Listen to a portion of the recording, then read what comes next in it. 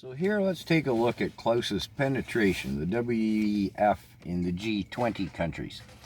Now, I'll try to get through this really as quickly as I can, but what I did is if the leader of the country is WEF, that's a point. If a lot of their higher power position players, but not necessarily the leader of the country, are young global leaders, graduates, WEF members, etc., half point. And if the leader isn't, and I can't find any high-ranking politicians of any number that are WEF, and they score a 0.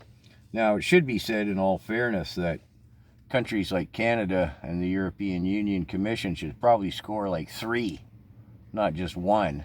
I mean, how many videos have I made? His entire government is WEF. But anyways, let's get started. Argentina. Yeah, young global leaders graduate, and Klaus singled him out, or the country of Argentina, when he mentioned that Trudeau's his favorite, and Macron in France. I did a video on that. Australia, at the moment, no. Anthony Albanese, if he's the leader, if I have that correct. Yeah, we won't go back to 2020, but Australia gets a 0 for the moment. Brazil, we got to give them a half. Their president is not a young global leaders, but he has been a speaker, and he's pro-agenda, and he's an attendee at Davos. So we give Brazil a half. Canada, again, should have 3, but we give it 1. China, big time, big time. I was aware of that from past research, but what I've started doing just now after this research is rather astounding. Again, it should have more than 1, but we give it 1. France, Emmanuel Macron, young global leaders graduate. Germany, Olaf Scholz, young global leaders. So they both get 1 point.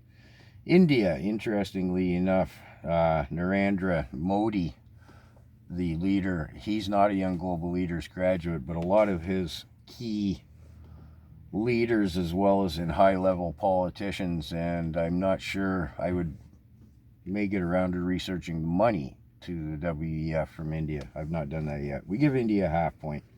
Indonesia gets a half point as well. Italy, no, with Giorgia Meloni. Russia, yeah, 1. Vladimir Putin didn't graduate the Young Global Leaders program. He graduated that program prior to 2005. So he would have, the program then was called the New Champions, if I remember correctly. But we give Russia a point, absolutely. Saudi Arabia, a weak half point. Their king is not WEF, but some of his politicians are, including the ambassador to the US, if I remember correctly. South Africa, no. South Korea, no. Turkey, yes. The UK, yes, we've covered that. The EU, Ursula von der Leyen sits on the Board of Trustees. And oddly enough, we have to give the African Union 1.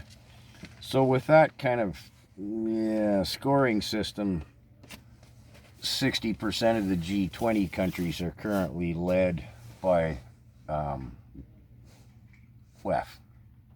So, for whatever that's worth.